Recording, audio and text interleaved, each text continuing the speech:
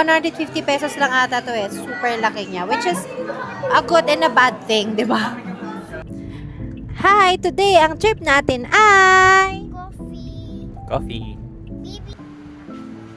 Hi, love. Yan. So, we're here na sa Coffee Room. Yan na, umu-order. At kasama namin ang tagabayad. Kami ang tagadampot at si Mami ang tagabayad. Very good. First time namin dito, pero yung sister ko, second time na niya. And siya yung nag-recommend na pumunta kami dito. So, we'll see. Yan yung mga signature drinks na hindi natin o-orderin. Char. Ayan. Ate ko, ang likod mo. At meron din silang rice bowl.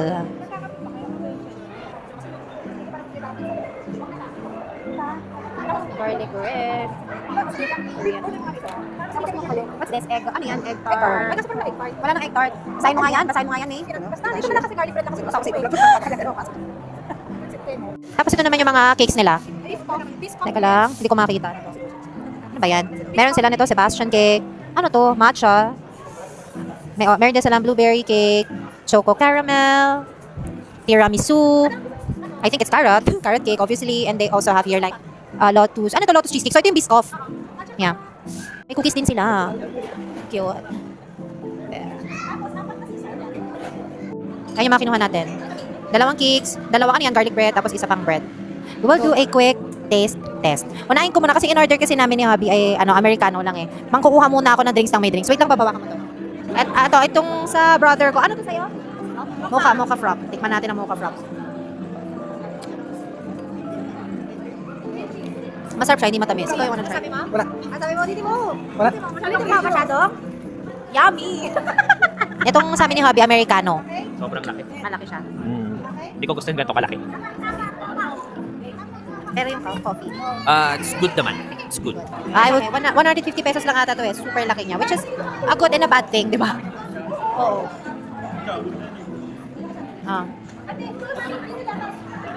Yung coffee niya, for me, medyo matabang. Yung pagka-coffee niya, ha?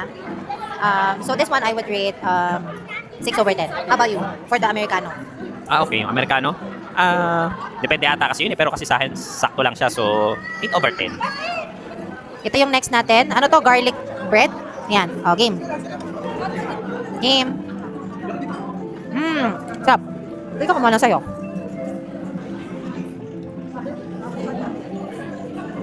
Okay. This one, anong rating mo? 9/10. Nag-complement yung lasa nung garlic bread na to. Oo. Yung garlic bread. Tsaka yung parang cream cheese yung nasa loob eh. Oh, masarap siya. Ako din 9/10 ako. Masarap to. Next. Next one is cake. Choco caramel.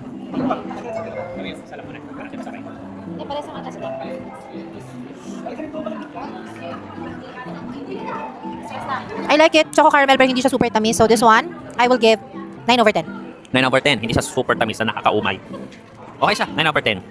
Oh, yung last na ano natin, yung Biscoff na cake. Ano sabi?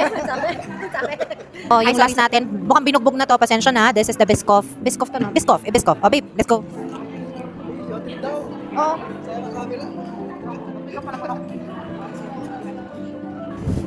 Bet ko to, masarap. 8.5/10 just because mas gusto ko yung choco caramel compared sa Biscoff. Pero masarap din yung Biscoff. Oo, 8/10 din. Hindi rin siya ganun na sobrang tamis. Na nakakaumay. May mga pastry kasi na tikman mo pa lang sa sobrang tamis, nakakaumay na eh. Parang ayaw mo nang ulitin. Ito, okay siya. So babalik ka dito sa coffee shop na to? Well, yan. Kung i-rate ko yung design ng building, is 10/10. Maganda yung design ng building. At saka bago pa siya, no? Yes, and the location. Overlooking yung Taal. Pero, Pero kasi madilim na kaya natin sila kita. oo. Pero kung ambience ang tatanungin, kanya-kanya preference yun eh. Pero as a trentahin, as a tito, kaya ako nagko-coffee is for peace of mind and relaxation. Ang lugar na ito ay masyado siya maingay para sa akin. Masyadong maraming tao. And the choice of music too, Yes, medyo... the choice of music, medyo alternative. Yeah. Ito yung Hindi natin masasabi yung situation every weekdays kasi like what I said, today is Friday night. So, expected siguro na mas maraming tao, but maybe siguro kapag yung mga oras like weekdays na medyo patay na oras, baka naman hindi ganun karami yung tao. But then again, for the food is good, yung building bago, maganda yung ambience naman. Kung tutuusin kasi may mga overlooking, masyadong marami lang talagang tao for today. Yan, hello daddy! So overall rating dito sa ating Cafe Room experience. Ano yun? Overall experience, overall ratings inyo para sa Cafe Rio experience. Unahin natin sa pastry. Cakes. 10 over 10. Wow. Ang gulo pa sa likod ko habang tayo ay nag-pre-rating. So far, aray ko.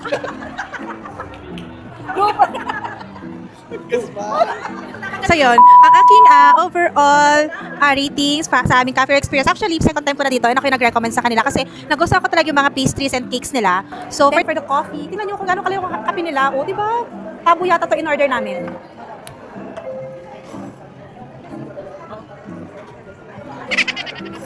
Medyo mapait nga siya. Tama si Daddy, medyo mapait siya. Kasi nga kape nga siya. Pero for me, 8 over 10. Yun. So that's pretty much it. Thank you sa pagsama, and until our next food trip. Bye-bye. Bye!